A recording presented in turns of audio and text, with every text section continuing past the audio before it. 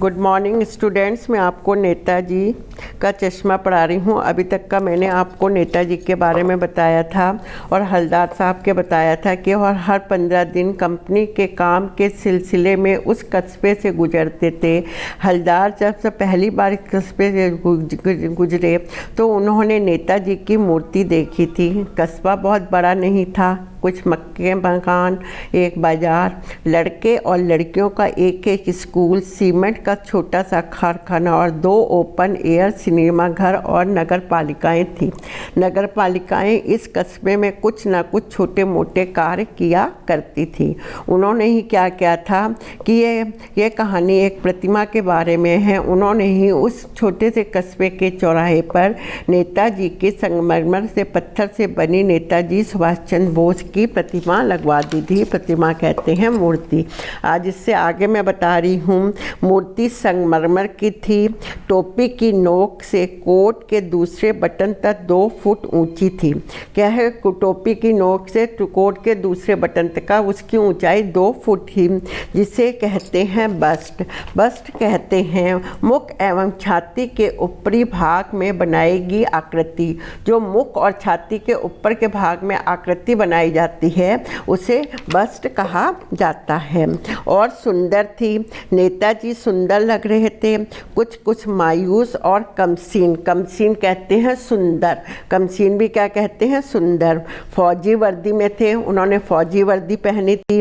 मूर्ति को देखते ही दिल्ली चलो और तुम मुझे खून दो वगैरह याद आने लगे। नेताजी के 2 नारे थे, दिल्ली चलो और तुम मुझे खून दो वगैरह। इनके ये नारे जो हमें थे याद आ रहे थे।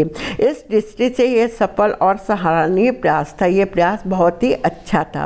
केवल एक चीज़ की कसर थी जो देखते ही खटक रही थी कि नेताजी की आंखों पर चश्मा नहीं था। नेताजी ने आंखों में चश्मा नहीं पहना था, यानी चश्मा तो था लेकिन संगमरमर का नहीं। उसका जो चश्मा बना था उन्हें पहनाया गया था। मूर्ति संगमरमर की थी पर वो कलाकार मूर्तिकार संगमरमर का चश्मा बनाना भूल गया था। एक सम्मान और सचमुच के चश्मे का चौड़ा काला फ्रेम मूर्ति को पहना दिया गया था। काले फ्रेम का एक चश्मा जो है मूर्ति को चौड़े फ्रेम का पहना दिया गया था। हलदार साहब जब पहली बार इस कस्बे से गुजरे और चौराहे पर पान खाने रुके तभी उन्होंने इसे देखा और उनके चेहरे पर एक मुस्कान फैल गई। उनके चेहरे पर क्या हुई? इस मूर्ति को देखकर वो मुस्कुराने लगे। वाह भाई, यह आइडिया भी बहुत अच्छा है। जिसने यह आइडिया निकाला है यह बहुत अच्छा है। मूर्ति पत्थर की लेकिन चश्मा रियल का पहना दिया गया है। इसके मैं क्वेश्चन निकालती हूँ इस पहले से।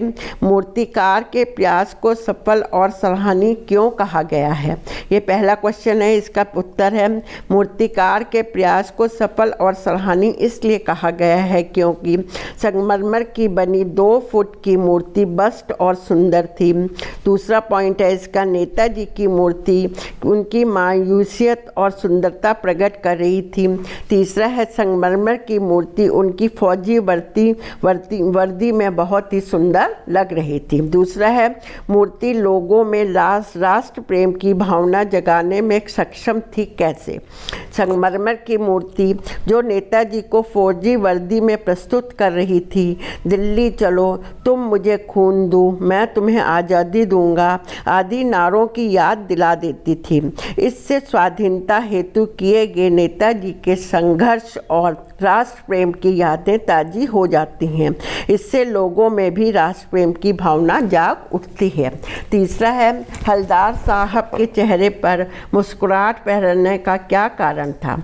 हलदार साहब के चेहरे पर मुस्कुराहट फहराने का यह कारण था कि मूर्ति की आंखों पर संगमरमर का चश्मा होने की जगह असली चश्मे का काला चौड़ा फ्रेम लगा हुआ था। यह अब मैं इसका तीसरा पैरा पढ़ाया है, कल इसका चौथा पैरा पढ़ेंगे हम लोग।